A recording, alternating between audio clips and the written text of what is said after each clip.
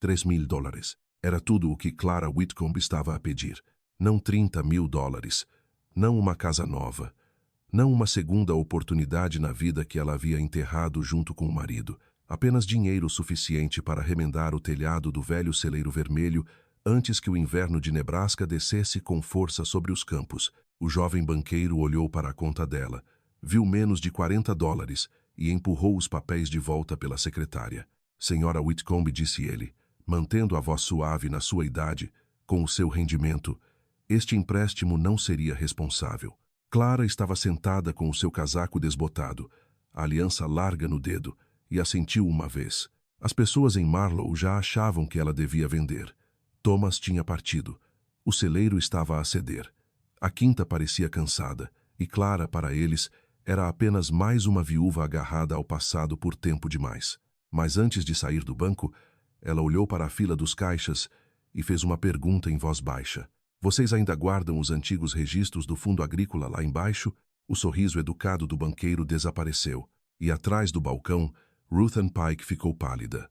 Se histórias sobre pessoas esquecidas, promessas antigas e coisas que o mundo se apressa demais a deitar fora significam algo para si, considere subscrever.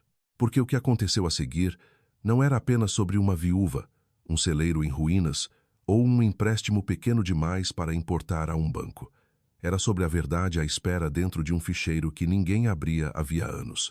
Na manhã em que Clara entrou no First County Bank, o céu sobre Marlow, Nebraska, estava baixo e cinzento. Um vento frio empurrava folhas secas pela Main Street. A bandeira em frente aos correios batia contra o mastro. Ainda não era inverno, mas qualquer pessoa que tivesse vivido tempo suficiente nas planícies sabia quando o inverno já começara a tomar a sua decisão. Clara ficou sentada por um momento no seu velho Buick, com as duas mãos no volante. No banco do passageiro havia uma pasta castanha. Dentro dela estavam o orçamento do telhado, um aviso de imposto predial, o extrato da segurança social e uma fotografia do lado oeste do celeiro. 3 chapas de metal do telhado tinham se soltado durante a tempestade de outubro. Uma viga aparecia por baixo, como um osso. O orçamento era de $2.860. Ela pediu $3.000, porque as reparações sempre encontravam mais alguma coisa partida. Clara pegou na pasta e entrou no banco. O átrio cheirava a cera de chão e café. Fotografias emolduradas cobriam a parede, feiras do condado, presidentes do banco, agricultores a apertar as mãos de homens de fato. Clara passara por aquelas fotografias durante quase 50 anos, mas naquela manhã reparou que o nome Mercer aparecia por baixo de mais de uma delas. Evan Mercer saiu do seu escritório de vidro, usando um fato azul marinho e sapatos castanhos limpos. Clara lembrava-se dele como um rapaz inquieto na igreja. Agora ele tinha o sorriso cuidadoso do pai e o cargo do avô. Senhora Whitcomb, disse ele, estendendo a mão. Lamento muito a sua perda. Obrigada, disse Clara. Ele levou-a para o escritório. As paredes eram de vidro, de modo que a reunião só parecia privada se ninguém se importasse em olhar. Clara colocou a pasta sobre a secretária dele. Evan analisou primeiro o orçamento, depois o aviso de imposto, depois o extrato. Escreveu no computador por algum tempo. O rosto dele continuava gentil, mas a gentileza ficava mais fina a cada página. Através do vidro, Clara viu Ruth Ann Pike no último caixa. Ruth Ann trabalhava ali desde que Clara era uma jovem mãe. Quando os olhos dela encontraram os de Clara, desviaram-se para a pasta e depois rapidamente para outro lado. Evan limpou a garganta. Eu entendo por que esta reparação é importante para a senhora, disse ele. Mas, com base no seu saldo atual, no rendimento fixo e no estado da propriedade, o banco não pode aprovar o empréstimo. São $3.000, disse Clara. Eu entendo. Se eu esperar até nevar, aquele telhado pode não aguentar. Eu entendo a urgência, mas os olhos dele já tinham passado da urgência para a política interna. Nesta fase da sua vida, disse ele, uma nova dívida pode tornar-se um fardo. Clara pressionou o polegar contra a aliança. Ela servia antes de Thomas adoecer. Agora girava com facilidade demais. Não estou a pedir um fardo, disse ela. Estou a pedir para reparar um celeiro. Evan baixou a voz. Às vezes, a atitude responsável é considerar-se continuar agarrada a uma propriedade ainda é do seu melhor interesse. Ele não disse vender. Não precisava. Do lado de fora do escritório, 2 homens estavam perto dos talões de depósito. Um deles era Dale Hargrove, o agente imobiliário rural que tinha ido à quinta de Clara 3 vezes desde o funeral. Primeiro com condolências, depois com um cartão de visita, depois com um envelope branco. Este lugar está a tornar-se demasiado para si, dissera ele, olhando por cima dela em direção ao celeiro. Não há vergonha nenhuma em aceitar uma proposta limpa. Clara tinha dito não. Dali sorrira como se não fosse apenas um adiamento. Agora ele observava Evan empurrar a pasta de volta pela secretária.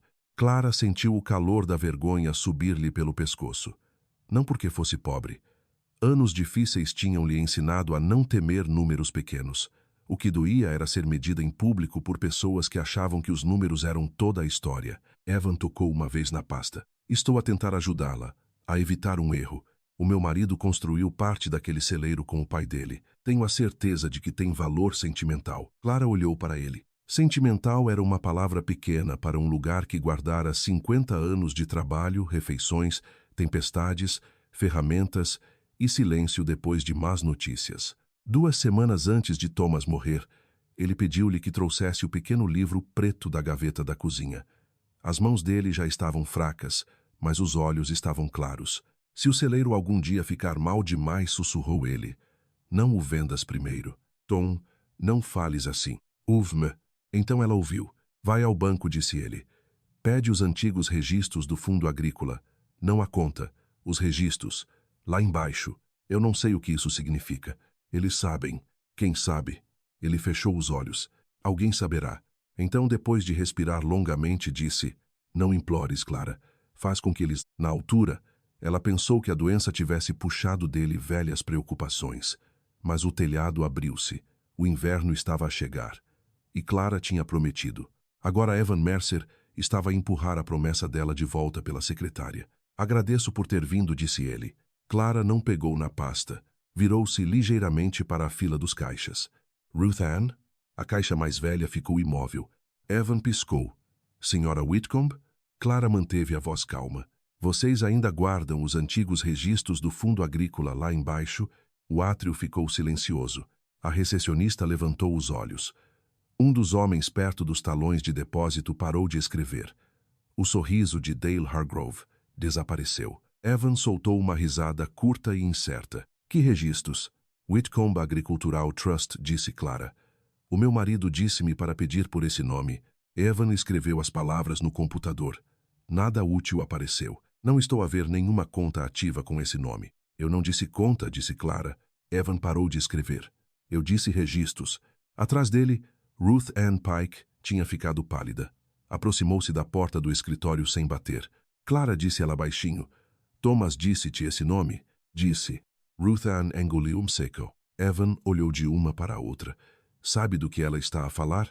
Ruth Ann não respondeu de imediato. Os olhos dela continuaram em Clara. Há quanto tempo ele te disse isso? Antes de morrer. Do outro lado do átrio, Dale Hargrove moveu-se em direção à porta da frente. Não depressa. Não o suficiente para a maioria das pessoas reparar. Clara reparou. Ruth Ann também. Evan levantou-se, tentando recuperar o controle da sala. Registros antigos podem não ter qualquer influência neste pedido de empréstimo. Já não estou a perguntar sobre o empréstimo, disse Clara. Pela primeira vez, Evan pareceu incerto. Clara voltou a colocar a pasta na mala, devagar o suficiente para esconder o tremor dos dedos. Depois sentou-se outra vez e pousou as 2 mãos sobre a aliança. Estou a pedir que abra o ficheiro certo. Ruth Ann virou-se para Evan. Pode haver caixas no depósito da cave, disse ela. Documentos de fundos anteriores à digitalização. Alguns nunca foram indexados corretamente. Evan franziu o sobrolho. Por que não teriam sido indexados? A boca de Ruth Ann apertou-se. Essa seria uma pergunta muito boa. O vento sacudiu as janelas do banco. Algures para lá da cidade, o velho celeiro vermelho estava aberto para o céu cinzento. A neve ainda não tinha caído, mas estava a caminho. E debaixo do First County Bank, numa sala cheia de pó e papel esquecido, um ficheiro com o nome Whitcomb estava à espera. Clara conduziu para casa depois de sair do First County Bank sem ligar o rádio. A estrada que saía de Marlow passava pelos silos de cereais, depois pela loja de rações, depois pela última fila de casas onde as pessoas ainda sabiam qual luz de cozinha pertencia a qual família. Ela manteve as duas mãos no volante e observou os campos passarem em faixas planas de castanho e cinzento. Ela não chorou, não porque fosse forte de alguma forma grandiosa. Clara simplesmente aprendera que a dor era mais fácil de controlar quando lhe dava regras. Não na cidade, não onde alguém pudesse ver o Buick passar e dizer, pobre mulher, antes mesmo de ela chegar à casa. A quinta dos Whitcomb surgiu depois de uma linha de choupos nus. A Casa Branca ficava baixa contra o vento. Atrás dela, o celeiro vermelho inclinava-se contra o tempo como vinha fazendo há anos. Da estrada, o telhado rasgado não parecia tão mal quanto era. Os problemas muitas vezes tinham essa misericórdia à distância. Clara estacionou junto aos degraus da cozinha e ficou sentada por um momento. O boné de Thomas ainda estava pendurado no gancho ao lado da porta dos fundos. Ela tentou movê-lo uma vez depois do funeral. Tirou-o dali, limpou o pó da aba e levou-o até ao quarto. Depois ficou junto à cômoda com o boné nas mãos e entendeu que ainda não estava pronta para uma casa que já tivesse aprendido a apagá-lo. Então colocou-o de volta. Lá dentro, a cozinha tinha aquele frio que ficava nos cantos. Clara pousou a mala na mesa e pegou na lata de café. Mediu 2 colheres antes de perceber. 2. Durante 46 anos, ela fizera café assim. Thomas bebia o dele preto. Clara acrescentava leite quando havia leite. Nas manhãs de inverno, ele entrava depois de verificar o celeiro antes do nascer do sol, o casaco a cheirar a feno e ar frio, e tocava com 2 dedos a parte de trás do pulso dela antes de pegar na chávena. Não era romance como os jovens o chamavam. Era mais firme do que isso. Clara voltou a pôr uma colher na lata. A cafeteira estalou e chiou. O som era grande demais para uma pessoa só. Sobre a mesa da cozinha estava o pequeno livro preto que Thomas lhe pedira perto do fim. Ela deixara-o ali na noite anterior, ao lado de uma fotografia emoldurada e dos óculos de leitura. Os cantos do livro estavam gastos, e o elástico à volta dele estava pálido de tantos anos de uso. A fotografia mostrava Thomas quando jovem, em frente ao celeiro, ao lado do pai, Henry Whitcomb. Henry estava rígido, como se a câmara tivesse interrompido um trabalho que ele considerava mais importante. Thomas tinha uma mão sobre a cerca e um sorriso que quase parecia envergonhado de mostrar. O telhado do celeiro atrás deles estava reto e novo. Clara tocou no vidro com a ponta da manga. Lembrou-se de Thomas contar como Henry construíra o lado oeste depois da guerra. Não numa única estação, não com equipas contratadas. Ele trocou trabalho por tábuas, consertou o ancinho de feno de um vizinho por dobradiças e guardou dinheiro para o telhado numa lata de tabaco em cima do fogão. Um celeiro deve fazer mais do que guardar coisas, dissera Thomas uma vez. Que mais faz? Ele olhou para a porta, onde a filha deles, Marian, deixara as botas enlameadas. Impede uma família de se espalhar. Clara rira então porque as crianças eram pequenas. A casa era barulhenta e espalhar-se parecia impossível. Agora a casa estava silenciosa. Marian vivia a 2 condados de distância. Thomas estava debaixo de uma pedra no cemitério da colina, e Clara estava numa cozinha onde uma chávena de café arrefecia ao lado de uma cadeira vazia. Ela abriu o livro. A maioria das páginas era simples vida de quinta escrita a lápis, custos de sementes, combustível, pesos de bezerros. Uma nota sobre substituir a dobradiça norte. Thomas guardava registros como outras pessoas guardavam orações. Não de forma bonita, mas fielmente. Perto do fim, a caligrafia dele mudava. As linhas ficavam menores. Algumas datas tinham pontos de interrogação ao lado. Clara não as estudou por muito tempo. Thomas pedira-lhe confiança, não compreensão. Pelo menos ainda não. Uma linha tinha sido escrita com mais força do que as outras. Pedir registros não conta. Ela leu 2 vezes. Depois fechou o livro e levou-o, junto com a fotografia, para o celeiro. O vento atravessava o quintal em rajadas baixas. Os joelhos de Clara protestavam no terreno irregular, mas ela não se apressou. As portas do celeiro deram um gemido familiar quando ela puxou uma delas. Lá dentro, o ar cheirava a pó, madeira e óleo de máquina. A luz caía através do telhado rasgado numa faixa pálida sobre o chão. 2 tábuas junto à parede oeste tinham escurecido onde a chuva entrara. Clara colocou a fotografia na bancada de trabalho de Thomas. Depois pousou o livro preto ao lado. As coisas dele ainda estavam ali, organizadas de uma forma que mais ninguém teria escolhido. Luvas de trabalho na segunda prateleira, uma lata de café cheia de pregos tortos que ele insistia que ainda eram úteis, o rádio rachado com a estação de notícias agrícolas marcada com fita, um lápis colocado acima da bancada, onde ele podia alcançá-lo sem olhar. Era por isso que ela não vendera. Não porque cada tábua fosse sagrada. Algumas estavam podres. Não porque Thomas tivesse sido perfeito. Ele fora teimoso, reservado, e às vezes tão lento a falar que Clara queria sacudir as palavras para fora dele. Mas ele amara aquele lugar em ações. Remendava o que falhava. Ficava quando os preços caíam. Abria o celeiro durante nevões para vizinhos cujos animais precisavam de abrigo. Mantinha as coisas a funcionar muito depois de outras pessoas as terem considerado terminadas. Perto do fim, quando o quarto do hospital ficara escuro e a voz dele rarefeita, Thomas segurou a mão de Clara e fez com que ela prometesse. Se o celeiro algum dia ficar mal demais, sussurrou ele, não o vendas primeiro. Ela tentou pará-lo. Ele não deixou. Vai ao banco, disse ele. Pede os antigos registros do fundo agrícola. Não a conta. Os registros. Lá embaixo. Eu não sei o que isso significa. Eles sabem. Quem? A resposta dele foi quase suave demais. Alguém. Depois, não implores, Clara. Faz com que eles abram o ficheiro certo. Agora, em pé no celeiro, com o vento pressionando o telhado danificado, Clara não fingiu compreender tudo. Sabia apenas que Thomas gastara as últimas forças dando-lhe uma direção. E ela chegara à primeira porta. Pegou outra vez na fotografia. Por um momento, o jovem Thomas da imagem pareceu impossivelmente distante do homem doente na cama do hospital. Mas a mão era a mesma mão que construíra, consertara, assinara, carregara e finalmente a apontara para um ficheiro que ela nunca vira. Clara deslizou a fotografia para o bolso da frente do livro. Depois enrolou o elástico à volta de ambos, prendendo passado e promessa num pequeno maço. Olhou uma vez para o telhado rasgado. A neve viria em breve, mas não antes de ela descobrir por que Thomas a enviara de volta àquele banco. Clara colocou o livro debaixo do braço, fechou a porta do celeiro contra o vento e levou-o para dentro de casa. Ao meio-dia, o vento tinha aumentado o suficiente para fazer o metal solto do telhado cantar. Não era um som bonito.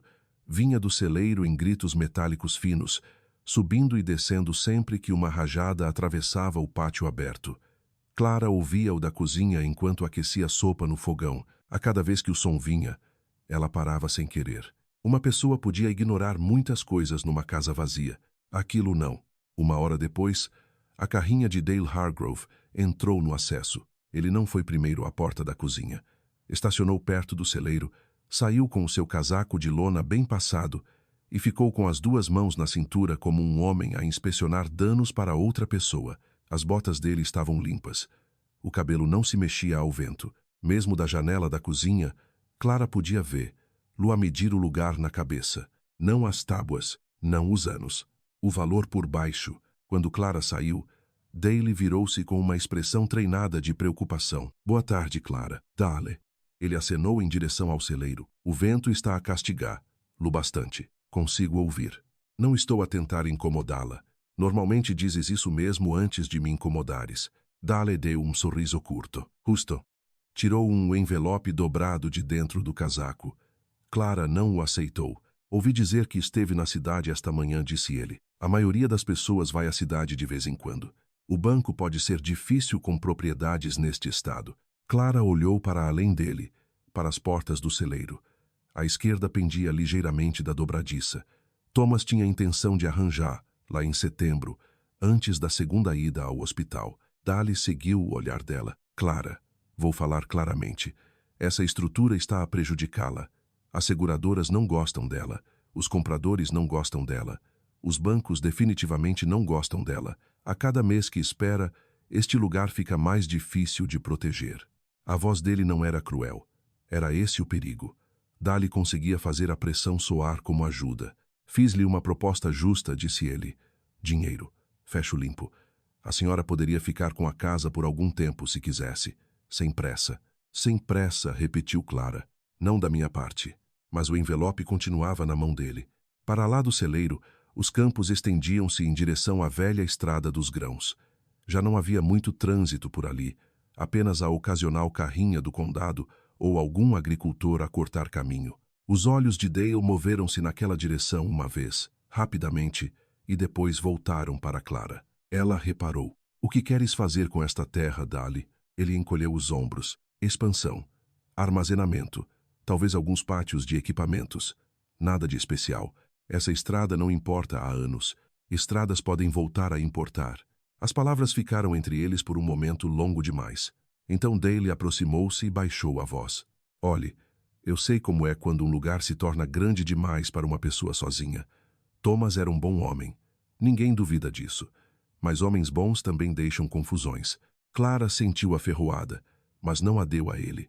Apenas disse, pode ficar com o envelope. O sorriso de Dale apertou-se. Ele olhou outra vez para o celeiro, e pela primeira vez a preocupação dele escorregou. Havia impaciência por baixo. Sentimento não segura telhado, não disse Clara.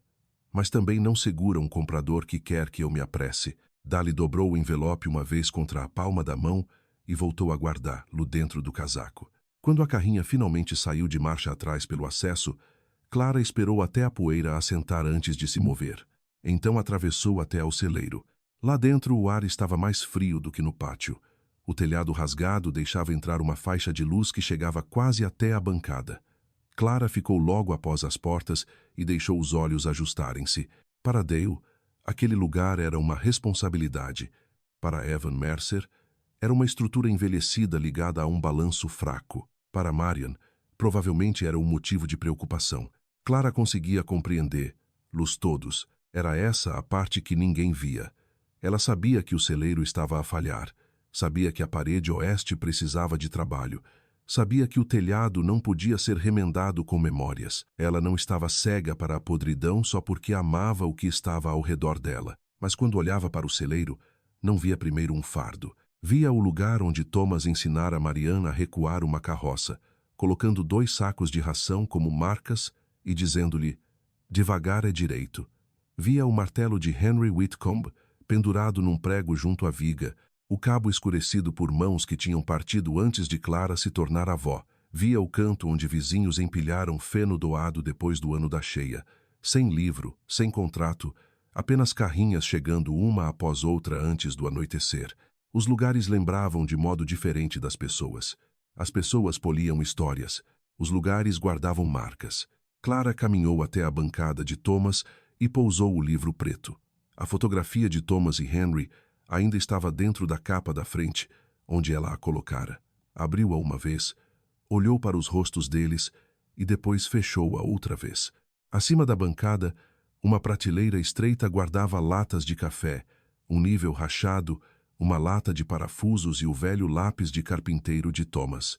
Clara tocou no lápis, mas não o moveu. Na parede atrás da bancada, Thomas desenhara medidas ao longo dos anos. Algumas eram para tábuas, outras para portões, algumas Clara nunca entendeu. Perto da borda inferior da parede, quase escondida por uma bobina de cordel pendurada, ela notou uma linha de marcas a lápis desbotadas que nunca tinha reparado antes. Não eram palavras, eram números. Estavam escritos na caligrafia apertada de Thomas. 12 pés. Costura oeste. Travessa falsa. Marca HW, atrás da gaveta. Clara fixou a última linha. HW, Henry Whitcomb. A gaveta debaixo da bancada sempre emperrava quando o tempo estava úmido. Thomas costumava bater-lhe com a anca e resmungar que devia aplainar. Lara puxou-a agora. Moveu-se 5 centímetros. Depois prendeu. Ela parou. Não era hora de começar a arrancar coisas. Os joelhos doíam de estar em pé. A luz estava a desaparecer. E se Thomas queria que ela encontrasse algo ali, também queria que ela se movesse com cuidado. Ainda assim, agachou-se o suficiente para olhar por baixo da gaveta. No início viu apenas pó e um prego enferrujado. Depois, perto do canto de trás, notou uma pequena faixa de metal mais escura do que a madeira ao redor. Não era uma dobradiça. Não fazia parte da corrediça da gaveta. Era plana, estreita e encaixada de forma demasiado precisa para ser aleatória. Clara estendeu a mão em direção a ela. Depois recolheu-a. O celeiro soltou outro gemido baixo quando o vento pressionou o telhado. Ela levantou-se devagar, uma mão na borda da bancada, até recuperar o equilíbrio. Na prateleira acima dela, o lápis de carpinteiro de Thomas rolou ligeiramente, parado por uma lata de parafusos. Clara olhou das marcas a lápis para a gaveta teimosa, depois para o livro. Ela não abriu mais a gaveta. Ainda não. Em vez disso, pegou na fotografia do livro e segurou-a ao lado da parede da bancada. Thomas jovem, Henry Whitcomb. O novo telhado do celeiro atrás deles. Na fotografia, a mão de Henry repousava exatamente sobre a bancada diante da qual Clara estava. O metal solto do telhado voltou a chorar no vento. Clara colocou a fotografia de volta no livro e fechou-o. Depois pousou a palma da mão sobre a frente da gaveta, como se cumprimentasse algo que esperara muito tempo sem fazer som. Clara esperou até a manhã seguinte antes de tocar novamente na gaveta da bancada. Ela não confiava em si mesma na noite anterior. O vento mantivera-a acordada, e quando uma pessoa está cansada, pequenas coisas quebram-se com mais facilidade. A madeira racha, os parafusos espanham, as mãos escorregam. Thomas costumava dizer que a paciência salvava mais reparações do que o dinheiro alguma vez salvaria. Então, depois do pequeno almoço, Clara levou o livro preto para o celeiro, debaixo de um braço, e a caixa de ferramentas de Thomas na outra mão. O frio tinha se instalado baixo dentro do edifício. A respiração dela aparecia levemente quando abriu a porta esquerda. A bancada ficava contra a parede oeste. A gaveta parecia comum à luz do dia. Frente arranhada, puxador de ferro, uma mancha escura num canto onde óleo penetrara na madeira anos antes. Mas agora Clara não conseguia olhar, lá como algo comum, não depois das marcas a lápis que Thomas deixara. Marca HW atrás da gaveta. Ela abriu o livro numa página em branco e colocou-o sobre a bancada. Depois pegou numa pequena chave de fenda. A gaveta saiu 5 centímetros. Depois parou. Clara trabalhou devagar ao longo do lado, enfiando a chave no espaço. Caiu pó. Uma fina lasca de madeira soltou-se e pousou na manga dela. Ela parou, recuou e tentou o outro lado. Nada. Agachou-se mais, sentindo a dor subir nos joelhos. A faixa estreita de metal perto do canto de trás apanhou um pouco de luz, depois desapareceu na sombra.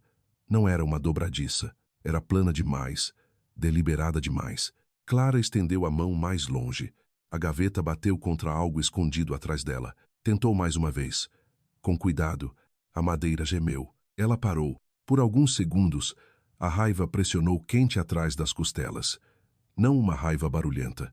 Não a que atira ferramentas.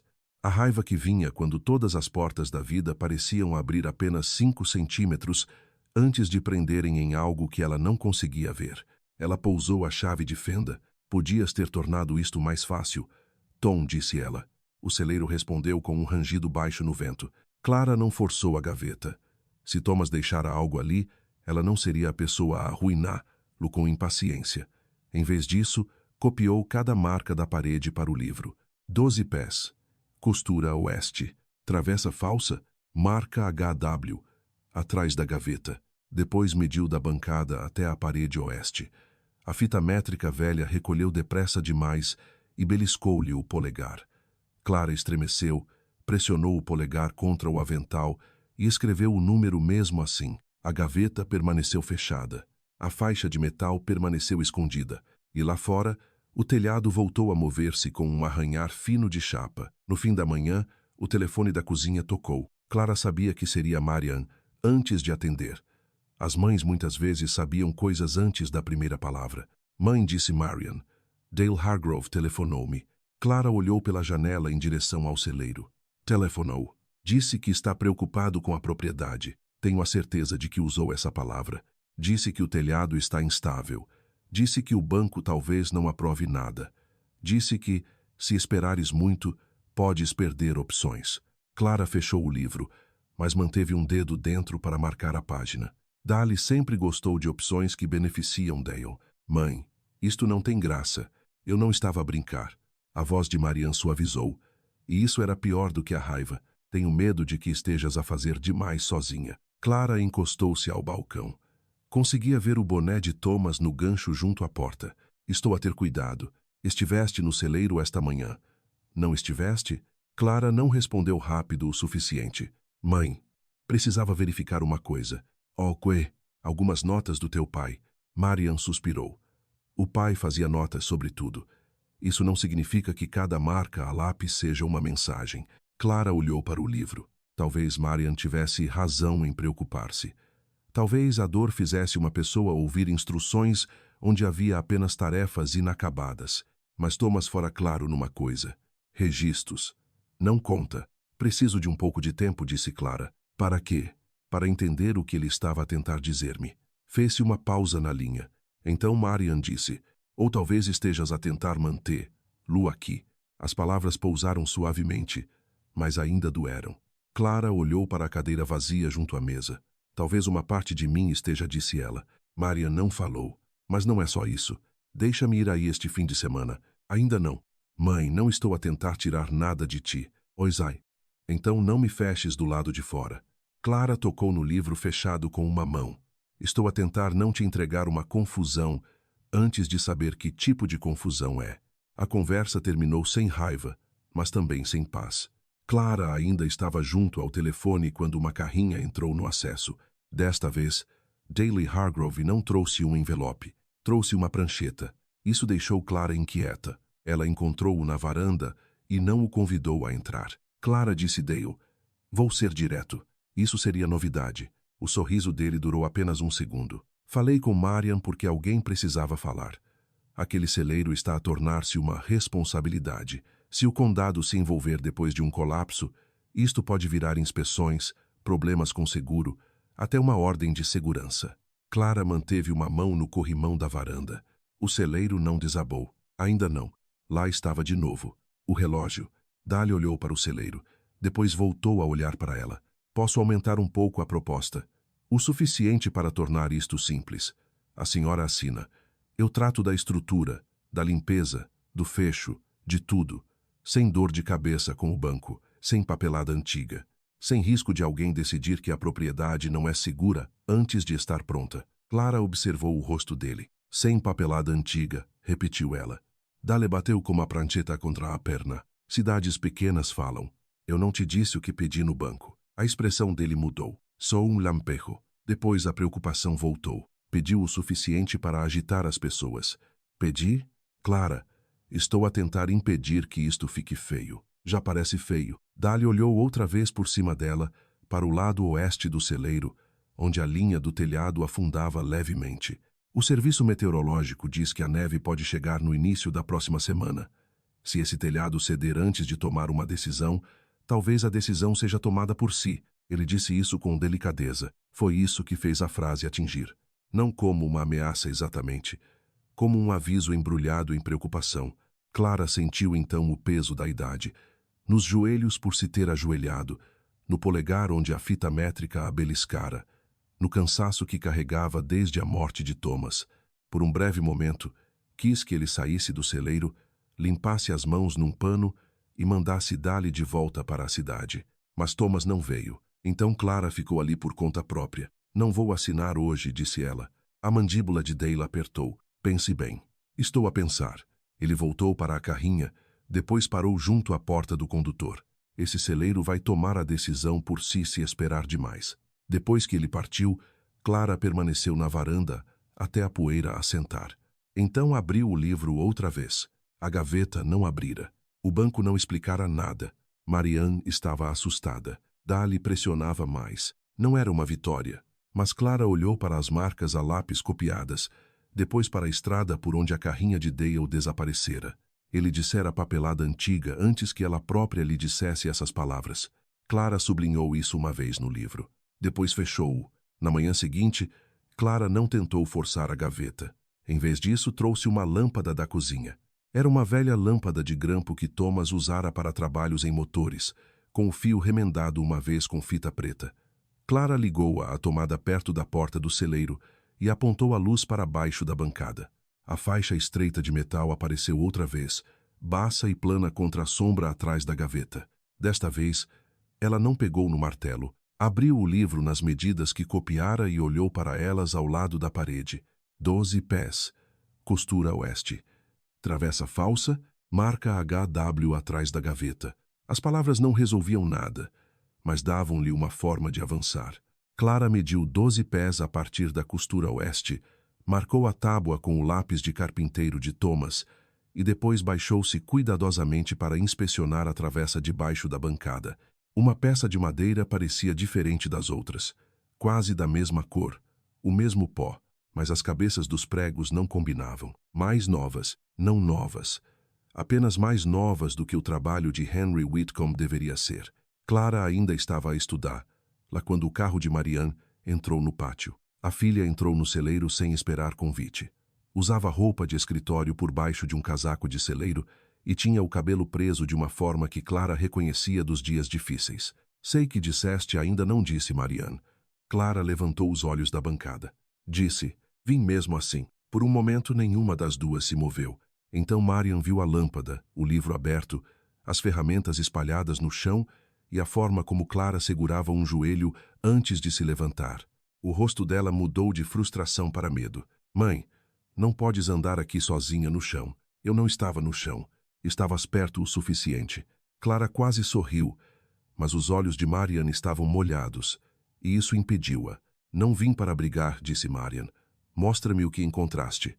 Clara hesitou. Depois apontou para as marcas na parede. Marian leu-as uma vez. Depois outra. O pai escreveu isto? Sim. Quando? Não sei. Marian agachou-se perto da bancada, com mais facilidade do que Clara conseguiria.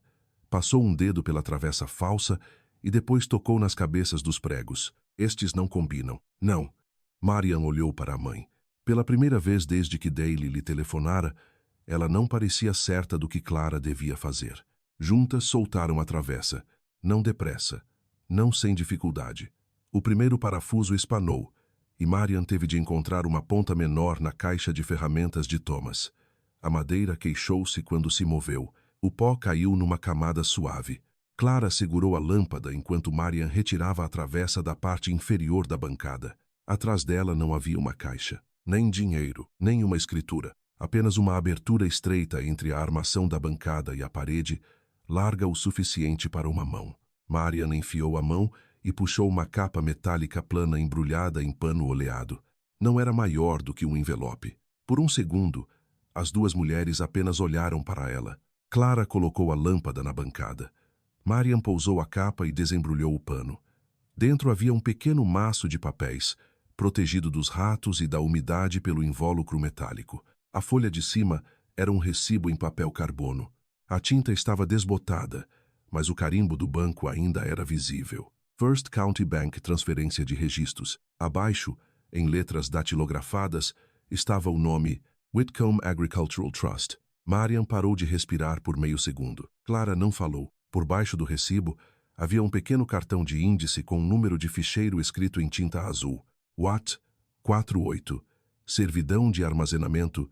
Arquivo da cave. No fundo, na caligrafia de Thomas, havia 4 palavras. Eles moveram-no 2 vezes. Marian sentou-se sobre os calcanhares. O que isso significa? Clara olhou para o cartão. O número do ficheiro parecia pequeno demais para o peso que carregava. Não sei, mas isso não era inteiramente verdade. Ela não sabia o que significava. Sabia o que mudava. Thomas não inventara o nome numa cama de hospital. Não confundira uma conta antiga com uma preocupação antiga. Escrevera um número de ficheiro. Escondera um recibo do banco dentro da própria bancada. Marcara a parede para que alguém um dia pudesse encontrá-lo sem destruir o celeiro. Marian pegou outra vez no recibo em carbono. Por que é que o pai esconderia isto? Clara olhou para o telhado rasgado. A luz fria cortava o chão do celeiro. Talvez porque pedir não fosse suficiente. As palavras saíram antes que ela tivesse tempo de suavizá-las. Marian dobrou o recibo de volta no pano oleado com cuidado incomum. Chegara pronta para proteger a mãe de um erro. Agora as mãos dela moviam-se como se o erro pudesse pertencer a outra pessoa.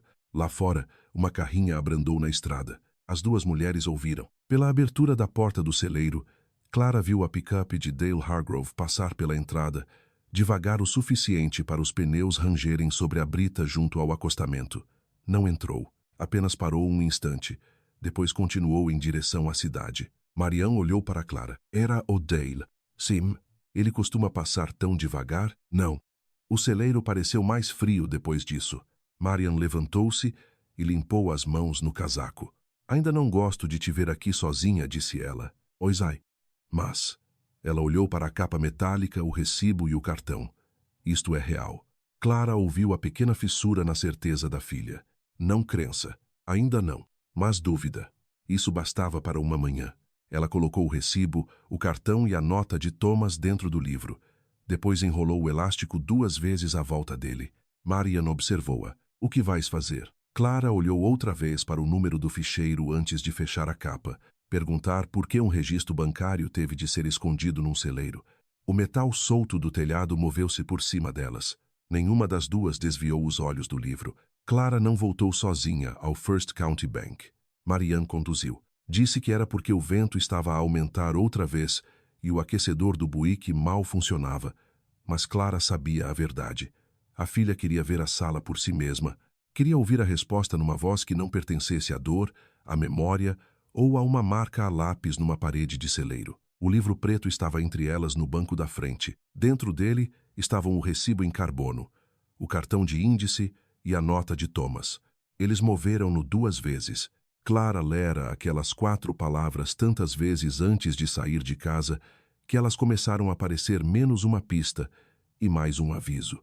Quando entraram no banco, Evan Mercer levantou os olhos da secretária e pôs-se de pé depressa demais. Ruthann Pike viu o livro nas mãos de Clara e deixou o posto de caixa sem ser chamada. Ninguém sorriu desta vez. Evan levou-as ao mesmo escritório de vidro onde, dias antes, negara o empréstimo de $3.000. Mas algo na sala mudara. A secretária era a mesma. O certificado emoldurado era o mesmo. As cadeiras eram as mesmas. Só o equilíbrio de poder parecia diferente.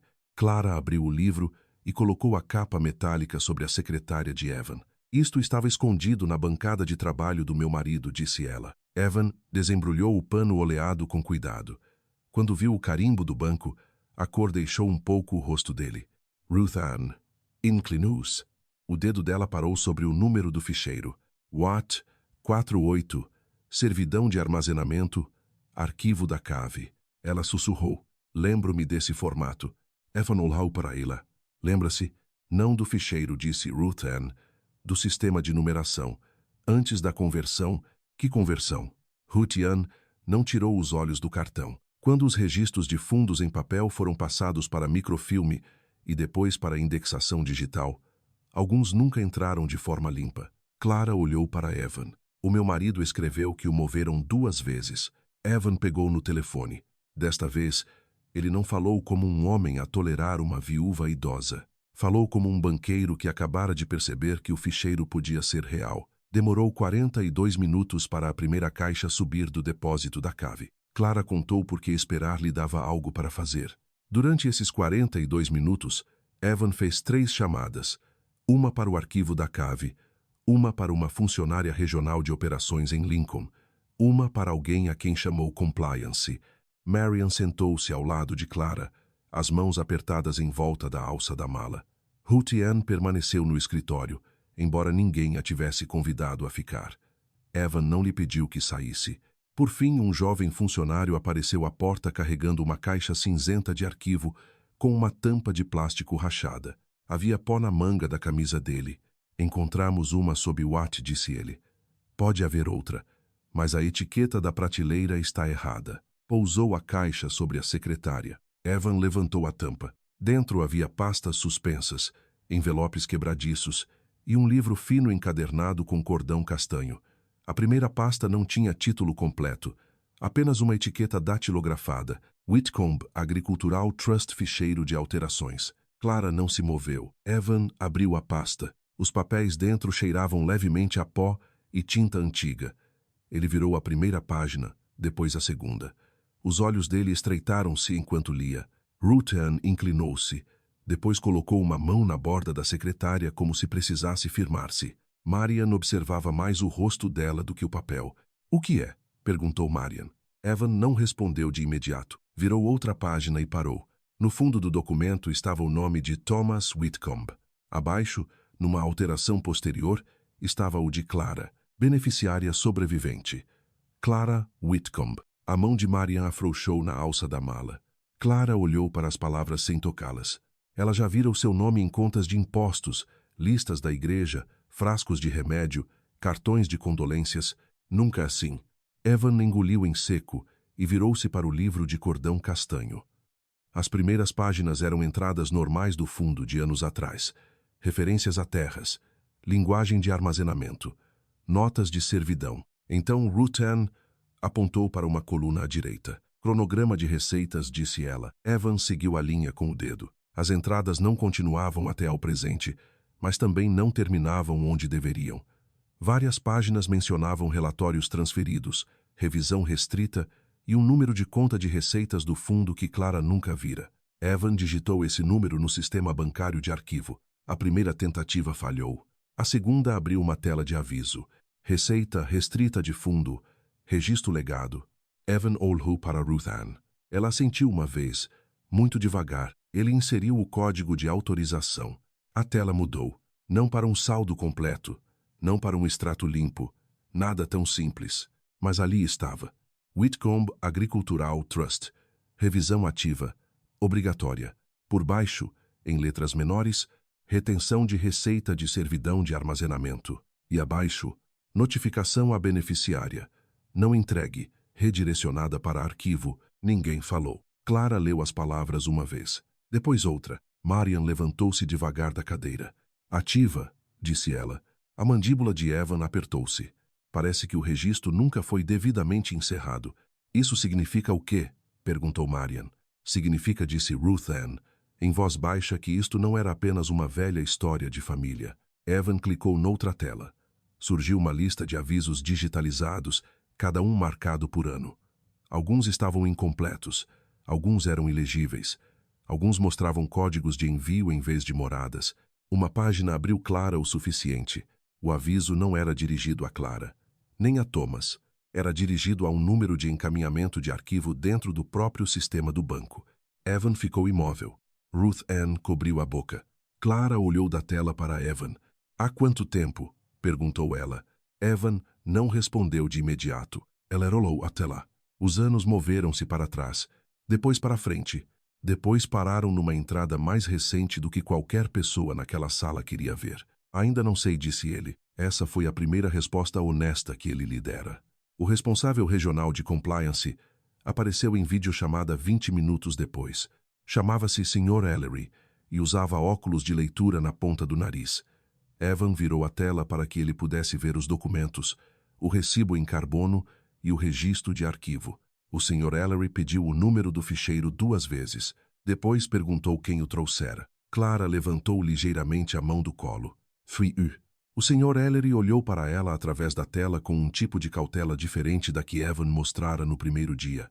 Senhora Whitcomb, até verificarmos estes registros, preciso aconselhar todos nessa sala a não remover documentos originais da agência. Eu não estava a planear roubar o meu próprio nome, disse Clara. Marian olhou para baixo, escondendo um pequeno sopro de riso. Evan não riu. Estava a olhar para uma das páginas digitalizadas. No fundo havia uma assinatura de aprovação de décadas atrás. O apelido era Mercer, não de Evan, mas suficientemente próximo para mudar o ar no escritório. Ruth Ann também viu. Evan disse ela baixinho. Ele fechou a página depressa demais. Depois abriu-a de novo porque fechá-la parecera pior. Clara notou o movimento. Marian também. A voz do Sr. Ellery veio pelo altifalante. Isto exigirá uma revisão formal. Sem conclusões hoje. Sem discussão externa, até entendermos a responsabilidade. Responsabilidade. Lá estava aquela palavra outra vez. Clara olhou para a tela, depois para a caixa, depois para a pasta do empréstimo ainda no canto da secretária de Evan, desde a primeira visita. $3.000 tinham-na levado ali, mas o que quer que estivesse naquela caixa de arquivo era maior do que um telhado. Evan virou-se para ela. Senhora Whitcomb, disse ele, e desta vez não soou polido. Devo-lhe um pedido de desculpas pela forma como tratei o seu pedido. Clara ergueu uma mão. Ainda não. Ele parou. Não preciso de um pedido de desculpas antes da verdade, disse ela. Preciso da verdade primeiro. Os olhos de Ruth Ann baixaram. Marian estendeu a mão e tocou na borda do livro, sem o pegar, apenas tocando-o como se finalmente entendesse por que Clara o carregara até ali. Do lado de fora do escritório de vidro, o átrio do banco continuava na sua rotina comum. Depósitos, recibos, canetas riscando talões, pessoas entrando do frio e saindo outra vez. Dentro do escritório nada parecia comum. Evan imprimiu o resumo do registro restrito e colocou-o sobre a secretária. Não o deslizou para Clara. Ainda não. Olhou para o Sr. Ellery na tela, esperando autorização. Essa pequena hesitação disse a Clara quase tanto quanto o documento. O banco encontrara algo. E agora o banco tinha medo do que encontrara. Clara olhou novamente para a linha. Retenção de receita de servidão de armazenamento. Depois para outra. Notificação à beneficiária. Não entregue. Redirecionada para arquivo. Ela viera pedir dinheiro para impedir a neve de entrar num celeiro. Agora tinha uma pergunta diferente. Se o fundo estava ativo, se o nome dela estava ali, se os avisos não chegaram a ela nem a Thomas, então para onde tinham ido? E quem queria que eles ficassem lá? Na manhã seguinte, o banco enviou uma carta por courier, não pelo correio. Courrier. Foi isso que fez Marian pousar o café antes mesmo de Clara abrir o envelope.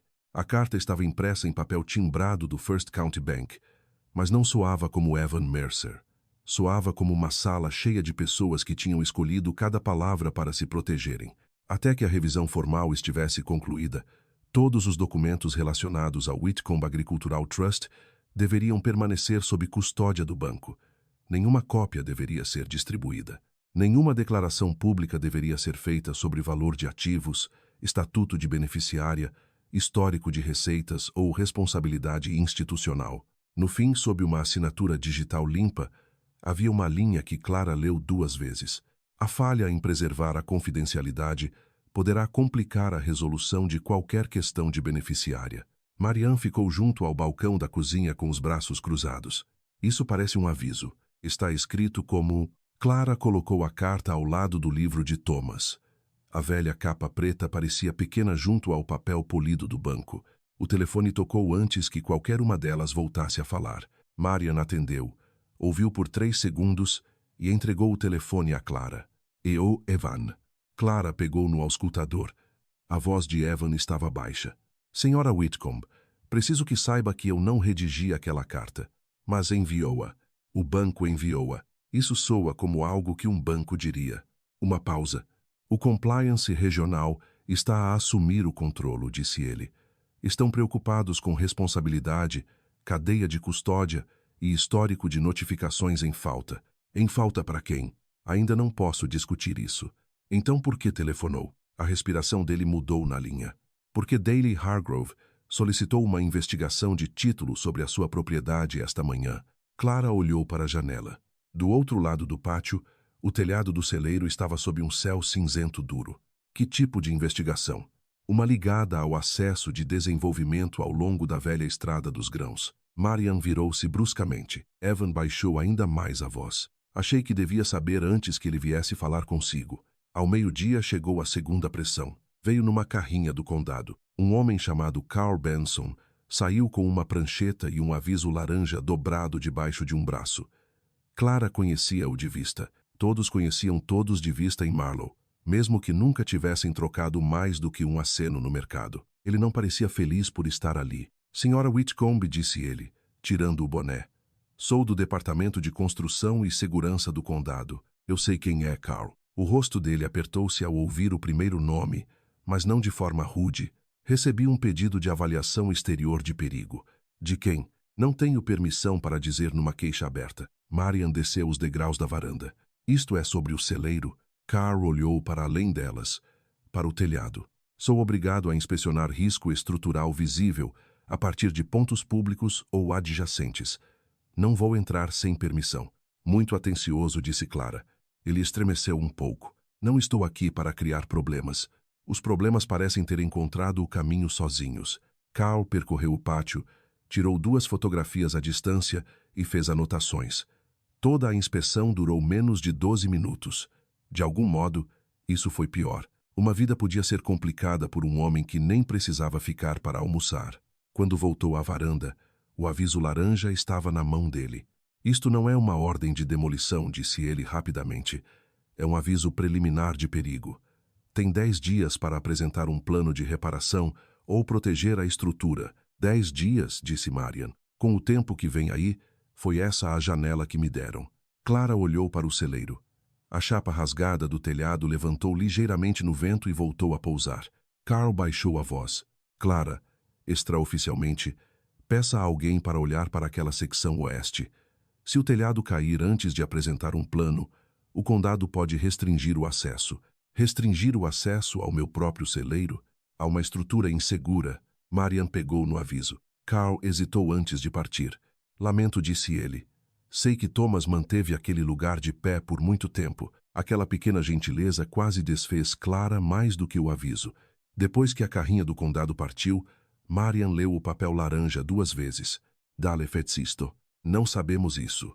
Mãe, Clara não discutiu. Um carro abrandou na estrada. Depois outro. No fim da tarde, Clara viu Mrs. Bell, da quinta vizinha, passar de carro olhando tempo demais para o celeiro. As notícias tinham começado a mover-se. Sempre. Se moviam. Às 4, Ruth Ann Pike chegou sem telefonar. Trazia uma travessa de caçarola numa mão e um envelope de Manila na outra. A caçarola estava coberta com papel alumínio. O envelope ela mantinha perto do casaco. Eu não devia estar aqui, disse ela quando Clara abriu a porta. Isso parece estar a espalhar-se. Ruth Ann entrou. Marian pegou na travessa e pousou-a no balcão. Ruth Ann parecia mais velha do que no banco. Não por anos. Por peso. Não posso dar-lhe documentos do banco, disse ela. Não vou. Ainda tenho regras. Clara esperou. Mas encontrei algo entre as minhas coisas. Ela abriu o envelope de Manila e retirou uma fotocópia de uma fotocópia desbotada nas bordas. A página mostrava parte de um registro manuscrito, não o fundo em si. Datas, iniciais, transferências de caixas. Ruth Ann apontou para uma linha. Copiei isto anos atrás porque o número da caixa mudou 2 vezes na mesma semana. Aquilo incomodou-me. Clara aproximou-se. Ali estava o código do ficheiro. Wat? 48. Ao lado, movido do arquivo de fundos para revisão de reserva operacional. Nenhum valor, nenhuma explicação, nenhuma verdade completa. Apenas uma porta. Marian leu a linha em voz alta uma vez. Depois parou. O que é revisão de reserva operacional? Ruth Ann abanou a cabeça. Não sei o suficiente para dizer. Mas não era para onde registros de fundos familiares costumavam ir. Clara olhou para a página. Thomas escrevera. Eles moveram, no 2 vezes. A cópia de Ruth Ann mostrava uma dessas mudanças. A cozinha pareceu encolher à volta das 3 mulheres. Ruth Ann juntou as mãos. Há mais, Clara. Ou havia. Um segundo livro. Capa castanha. Listava desembolsos ligados às receitas de armazenamento. Vi-o uma vez quando era nova. Lembro-me porque o nome de Henry Whitcomb estava na primeira página. Onde está agora? Os olhos de Ruth Ann baixaram. É isso que me preocupa. Antes que Clara pudesse responder, o telefone de Marian vibrou. Ela olhou para a tela e ficou pálida de raiva. E Odal disse-lhe. A mensagem era curta o suficiente para ser lida em voz alta. Proposta à revista. Aviso de segurança muda o prazo. Ligue antes que isto fique caro para todos. Não era uma ameaça. Não exatamente. Apenas pressão, vestida em linguagem de negócios. Clara pegou no aviso laranja do condado e colocou-o ao lado da cópia desbotada de Ruth Ann. Depois colocou o livro de Thomas ao lado de ambos. 3 papéis, 3 tipos diferentes de aviso. O banco queria silêncio. O condado queria um plano. Dali queria rapidez. E algures entre eles. Um livro castanho com o nome de Henry Whitcomb tinha sido perdido, enterrado ou levado para longe o suficiente da verdade para que ninguém quisesse Clara a perguntar por ele. Ela caminhou até a janela da cozinha. O celeiro estava contra a luz tardia. A linha oeste do telhado afundava como um ombro cansado. Pela primeira vez, Clara sentiu não só medo de que o celeiro caísse, sentiu medo de que, se ele caísse, alguém dissesse que o assunto estava resolvido. Estrutura insegura, registros expirados, viúva confusa, proposta limpa, caso encerrado. Atrás dela, Ruth Ann falou baixinho. Se esse segundo livro ainda existir, talvez não permaneça onde está por muito tempo. Clara virou-se da janela. Marian olhava agora para ela, já não tentando puxá-la para longe da luta. Ruth Ann segurava a cópia desbotada com as 2 mãos, como se ela pudesse desaparecer se afrouxasse o aperto. Clara pegou no livro de Thomas. Os dedos dela estavam firmes desta vez. Então descobrimos para onde ele foi, disse ela. Lá fora, os primeiros grãos duros de granizo começaram a bater no vidro da cozinha. Ruth Ann lembrava-se de o segundo livro ser guardado numa sala de registros trancada atrás da antiga sala do conselho do banco. Não na cave, não nas prateleiras do arquivo. Uma sala menor, raramente usada depois da remodelação do banco no fim dos anos 90. A maioria dos funcionários achava que guardava caixas de impostos e cadeiras de escritório quebradas. Ruth Ann só estivera lá dentro 2 vezes em 40 anos. Desta vez, Clara não esperou que lhe dessem permissão. Foi ao banco com Marian de um lado e Ruth Ann do outro, levando o livro preto de Thomas debaixo do braço e o aviso laranja do condado dobrado no bolso do casaco. Evan encontrou-as na entrada lateral, não no átrio. Não posso garantir o que ainda está lá, disse ele. Ninguém me garantiu muita coisa até agora, respondeu Clara. Evan abriu o corredor dos fundos com um cartão-chave. A mão dele tremia o suficiente para Clara notar. A antiga sala do conselho cheirava a pó de carpete e polimento velho de madeira. Ao fundo, atrás de uma pilha de cadeiras sem uso, havia uma porta estreita com uma maçaneta de latão escurecida pela idade. Ruth Ann apontou para ela. Ali. Lá dentro, a sala de registros mal tinha largura para 4 pessoas. Caixas alinhavam a parede. Algumas tinham etiquetas impressas. Outras tinham rabiscos de marcador. Um armário metálico ficava por baixo de uma janela coberta. Evan abriu o armário. A segunda gaveta emperrou. Marian avançou e ajudou-o a puxar. A gaveta cedeu com um arranhar forte. Dentro, sob uma pilha de ficheiros de seguros, estava um livro castanho amarrado com cordão de algodão. Na capa, em tinta desbotada, estavam as palavras Whitcomb Agricultural Trust Registro de Desembolsos. Clara não tocou nele de imediato, apenas olhou. Então Ruth Ann sussurrou. Yes? Evan colocou o livro castanho sobre a mesa da sala do conselho. Ninguém se sentou. Clara desatou o cordão pessoalmente. As primeiras páginas estavam escritas pela mão de Henry Whitcomb, mais firme que a de Thomas, mais larga sobre a linha. Cada entrada listava um ano, um pagamento de armazenamento e um nome. Não nomes de empresas, nomes de famílias. Bell, Alvarez, Porter, Jensen, Whitcomb, McCrae, Holcomb, Pike. Ruth Ann inspirou com força ao ver o nome da própria família. O meu pai, disse ela. Clara virou a página. Havia notas nas margens, taxa reduzida após perda por granizo, crédito de viúva transportado, armazenamento de grãos de semente dispensado, sem recomendação de execução hipotecária. Marian olhou para a mãe. Isto não era apenas rendimento. Clara abanou a cabeça uma vez. Mais adiante, uma carta dobrada tinha sido prensada entre 2 páginas. O papel era fino e amarelado, endereçado a Thomas, mas nunca enviado. A assinatura, no fim, era de Henry Whitcomb. Clara desdobrou-a com cuidado. Leu apenas o meio em voz alta. Tom, se este fundo algum dia se tornar apenas dinheiro, então eu falhei. A servidão foi feita para impedir que pequenos agricultores fossem expulsos do preço da própria colheita. O banco pode guardar os papéis, mas não é dono do propósito. Se os homens de fato se esquecerem disso, lembra-te tu por eles. A sala ficou imóvel em torno das palavras. Evan olhou para baixo. Clara continuou a ler em silêncio. O resto da carta não era dramático. Isso fazia doer mais. Henry escrevera sobre anos de seca, viúvas que não conseguiam pagar taxas de armazenamento, agricultores que precisavam de tempo mais do que de caridade e uma promessa de que a receita da servidão de armazenamento de grãos sempre reservaria alívio antes do lucro. Então a caligrafia mudava. Não era a de Henry. Uma secção posterior tinha sido acrescentada à caneta, anos depois das entradas originais. Ruth Ann Inclinus, Essai à lettre de Clarence Mercer, o avô de Evan. O nome não precisava ser dito. As páginas posteriores mostravam transferências da linha de apoio comunitário do fundo para algo chamado Revisão de Reserva Operacional. Não tudo de uma vez. Não o suficiente em qualquer ano para chamar atenção. Um pouco aqui, um pouco ali. Cada transferência marcada como temporária, mas as entradas temporárias continuavam. Depois as notificações aos beneficiários mudaram. O nome de Thomas ainda estava listado. O de Clara foi acrescentado depois, mas a rota postal já não ia para a quinta dos Whitcomb. Ia para dentro do banco. Evan virou uma página com cuidado visível. Um pequeno envelope caiu. Dentro havia um memorando curto assinado por Clarence Mercer e por um advogado do banco chamado Hollis Vane. Evan leu, depois parou. Marian disse, Leia. Elle. Devido à ausência de resposta do beneficiário e à incerteza administrativa, a receita do fundo será retida em reserva operacional até futura clarificação. A voz de Ruth Ann endureceu. Ausência de resposta? Eles enviavam os avisos para eles mesmos. Evan fechou os olhos por um instante. A verdade não chegou como trovão. Chegou como uma porta destrancando. Henry Whitcomb criara o fundo para proteger direitos de armazenamento e ajudar famílias agrícolas a sobreviver a anos difíceis.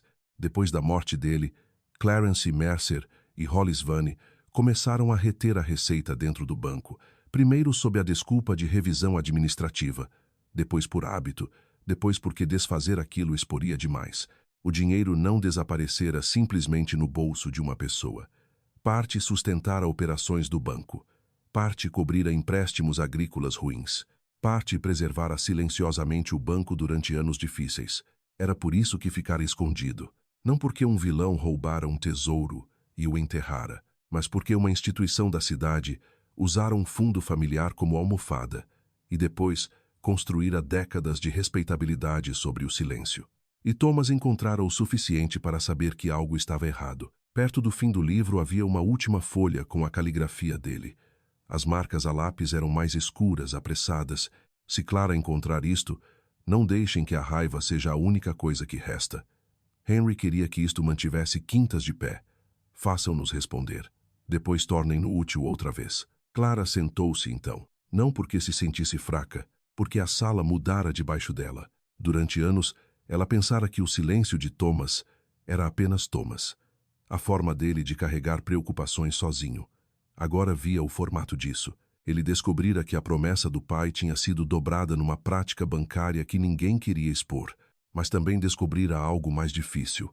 Algumas famílias em Marlow talvez tivessem sobrevivido porque o banco usara aquela reserva quando os preços das colheitas caíram. Alguns homens que deviam responder por isso estavam mortos. Alguns que beneficiaram nunca souberam de onde viera a ajuda. E alguns, como Clara e Thomas, tinham sido privados do que era deles enquanto lhes diziam para agradecer por menos. Marian sentou-se ao lado da mãe. Eles usaram-no, disse ela. Usaram Henry primeiro, respondeu Clara. Ruth Ann limpou por baixo de um olho com a base da mão, zangada consigo mesma por fazê-lo. O meu pai manteve a nossa quinta em 82, disse ela. Nunca nos contou como. Disse que o banco lhe deu tempo. Ninguém respondeu. Essa era a ferida moral na sala. O fundo tinha sido abusado, mas o seu propósito roubado ainda tocara pessoas. Evan ficou afastado delas, uma mão no encosto de uma cadeira. Parecia mais jovem do que no primeiro dia em que Clara entrara. Não inocente, apenas abalado pelo tamanho de um nome que herdara. A minha família assinou isto, disse ele. Clara olhou para ele. Sim, eu não sabia. Acredito. As palavras surpreenderam-no. Então Clara acrescentou, mas não saber não vai consertar isto. Sobre a mesa estavam o livro castanho, a carta de Henry, a nota final de Thomas, o memorando do banco e as páginas de desembolso cheias de nomes do condado. Clara olhou para tudo como uma só coisa agora. Não prova de riqueza, prova de uma promessa deformada. Ela podia levar aquilo a um advogado e exigir tudo. Podia fazer o nome Mercer desabar sob as próprias placas. Podia deixar a raiva fazer o que a dor não fizera. Parte dela queria. Pensou em Evan empurrando a pasta do empréstimo de volta pela secretária. O envelope de Dale, o aviso laranja, o telhado aberto para o inverno, enquanto um banco guardava papéis que devia ter honrado. Mas então viu novamente a linha de Thomas. Façam-nos responder. Depois tornem-no útil outra vez. Clara levantou-se e fechou cuidadosamente a carta de Henry. Quero cópias de todas as páginas, disse ela. Evan começou a falar. Depois parou. Cópias certificadas, disse Clara. Hoje, quero um advogado independente. Quero a revisão fora desta agência. E não quero ninguém a tocar nesse livro sem Marianne ou eu presentes. Evan assentiu. Os olhos de Marianne permaneceram na mãe. E depois, Clara olhou para a lista de nomes de famílias. Viúvas, agricultores, homens e mulheres, que precisaram de tempo mais do que de piedade. Depois, disse ela, decidimos se esta verdade se torna uma arma ou uma reparação. Ruth Ann olhou para ela. E o banco? Clara colocou o livro preto de Thomas ao lado do castanho. O banco tem uma oportunidade de ajudar a colocar a promessa de Henry de volta onde pertencia. Do lado de fora da janela coberta, o granizo batia no vidro. Lá dentro, o segredo já não estava escondido. Mas quanto custaria?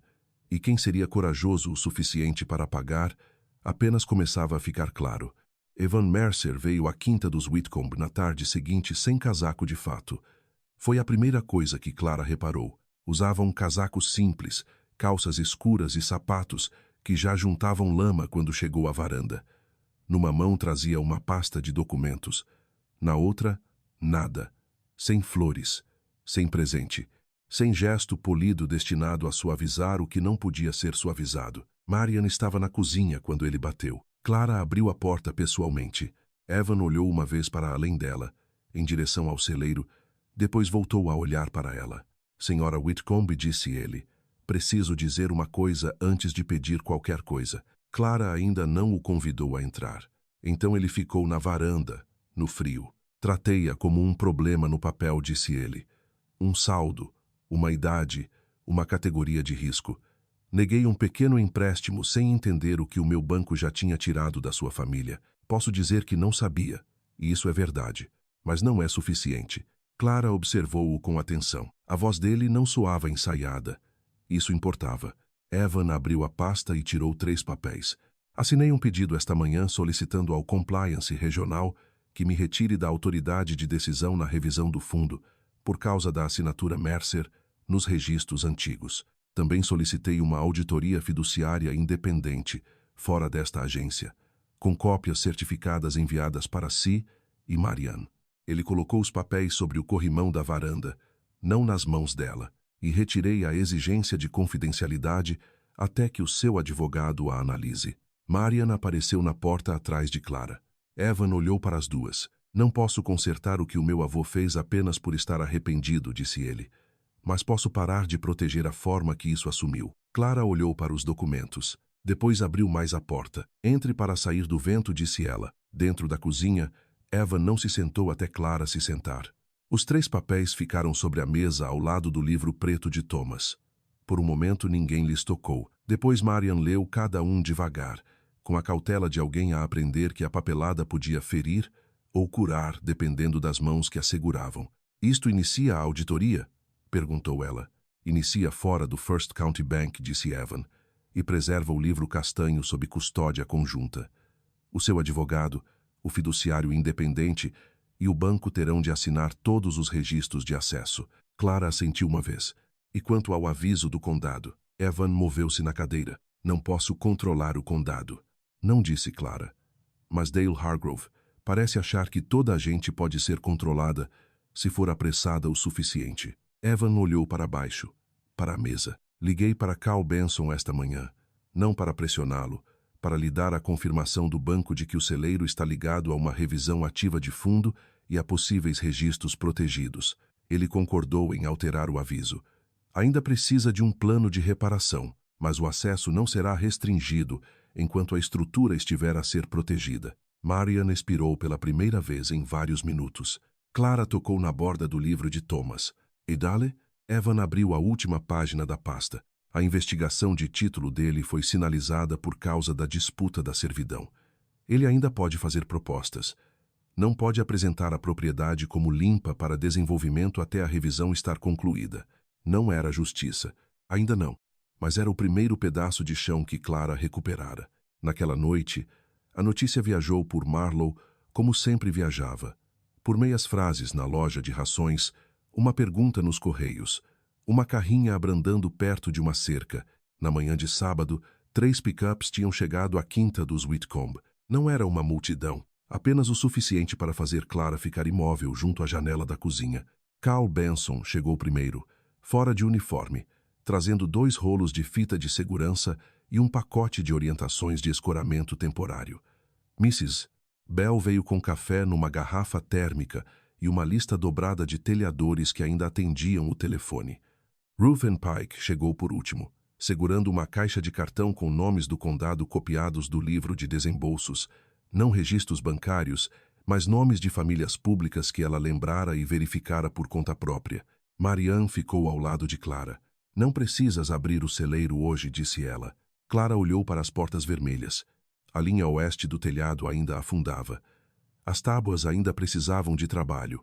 A revisão do fundo levaria meses, talvez mais. Haveria advogados, conversas difíceis e pessoas que prefeririam que o passado continuasse útil apenas quando estivesse calado. Mas o celeiro já não parecia uma coisa à espera de ser condenado. Parecia um lugar que as pessoas começavam a encarar. Clara pegou no boné de Thomas no gancho ao lado da porta e levou-o para fora. Não o usou. Colocou-o na bancada, ao lado do livro preto e de um bloco legal limpo que Marianne trouxera para anotações. Evan chegou alguns minutos depois com uma pilha de formulários em branco. Clara olhou para eles.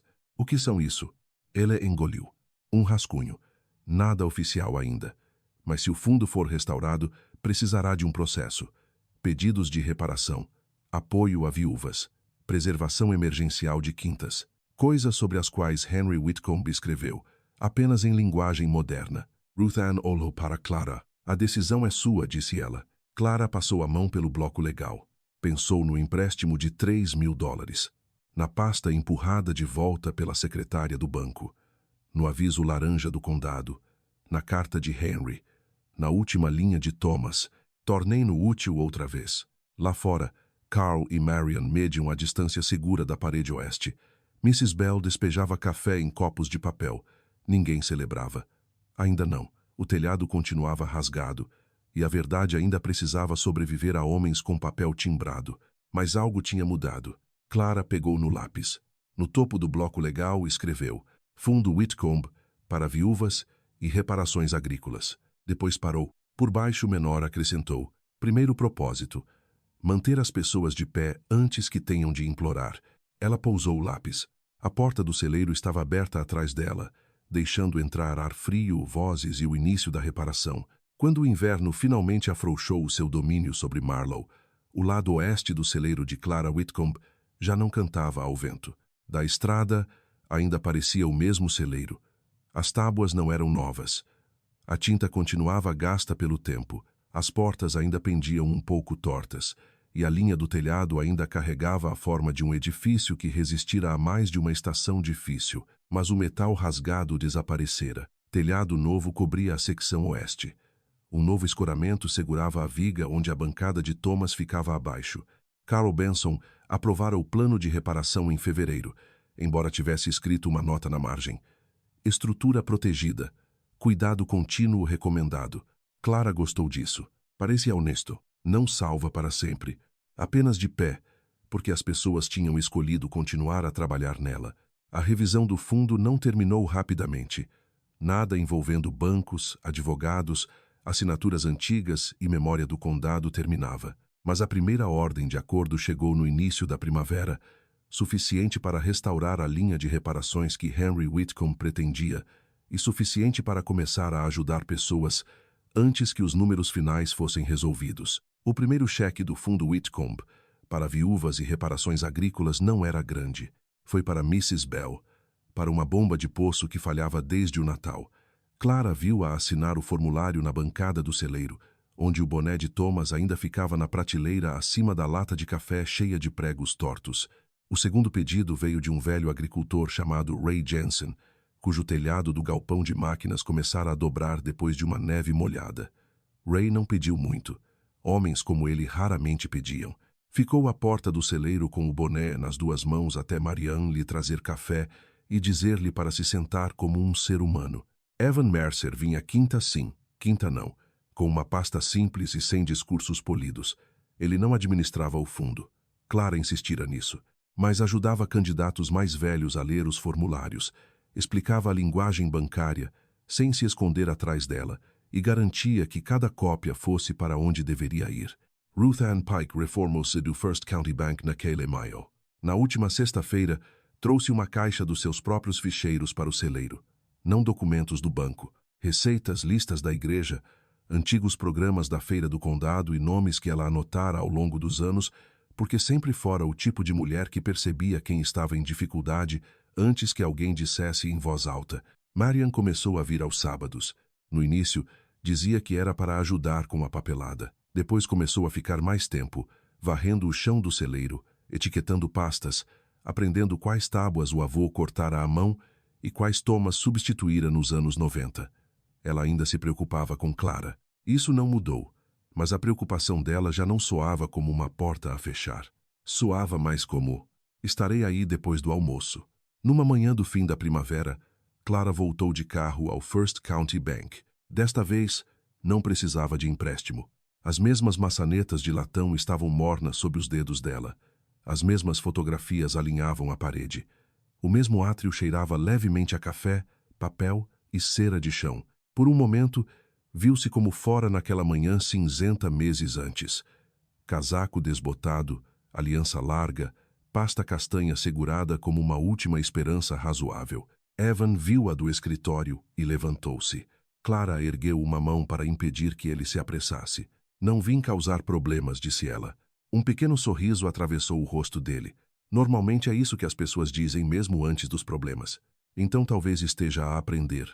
Ela caminhou até ao balcão dos caixas, onde uma jovem nova estava sentada sob o antigo número de estação de Ruth Ann. Clara colocou um documento no balcão. Não era uma exigência. Não era uma ação judicial. Não era um pedido. Era o primeiro aviso anual do Fundo Whitcomb para viúvas e reparações agrícolas, certificado e devidamente registrado, com cópias para o banco, o condado e o fiduciário independente. No fim estava a assinatura de Clara. Ao lado, a de Marianne. E sob a linha de propósito, em letras limpas, estavam as palavras que Clara escrevera primeiro a lápis num bloco legal: manter as pessoas de pé antes que tenham de implorar. A caixa leu a linha e levantou os olhos, sem compreender completamente por que os olhos de Clara tinham ficado suaves. É um bom propósito, disse ela. Clara assentiu. E, naquela noite, a neve chegou tarde. Não uma tempestade de inverno. Apenas uma estranha neve de primavera, leve o suficiente para derreter na estrada, mas espessa o suficiente para branquear a relva ao redor do celeiro. Clara ficou lá dentro com as portas abertas, vendo os flocos deslizarem pelo pátio. A bancada tinha sido limpa, exceto por 3 coisas: o livro preto de Thomas, a fotografia de Henry e uma pequena cópia emoldurada do primeiro pedido de reparação aprovado pelo fundo. Clara passou os dedos pela borda do livro e depois girou uma vez a aliança solta no dedo. Em alguns dias, ainda estendia a mão para uma segunda chávena de café. Em algumas manhãs, a casa era silenciosa demais. Algumas dores não desapareciam só porque a justiça chegara tarde, mas a dor mudara de forma. Já não ficava entre ela e o celeiro. Ficava ao lado dela. Os faróis do carro de Marianne entraram no acesso. Um momento depois, outra carrinha seguiu atrás. Ray Jensen trouxera de volta a escada que emprestara. Mrs. Bell enviara uma tarte. O carro de Evan abrandou na estrada. Depois continuou em direção à cidade. Ele aprendera que nem toda coisa boa precisava ter o seu nome ligado a ela. Clara olhou para o telhado reparado. Meses antes, estivera sentada num escritório de banco a pedir $3.000 e a ouvir que a coisa responsável era deixar ir. Agora o celeiro guardava registros, café, formulários de reparação, nomes antigos, novas assinaturas e o som de pessoas voltando. A neve tocou o telhado e permaneceu. Clara colocou o boné de Thomas na bancada, sob a fotografia de Henry. Depois acendeu a luz do celeiro. Ela brilhou pelo pátio, quente contra a neve que caía. O celeiro tinha sido chamado de fardo uma vez. Clara deixou-o brilhar.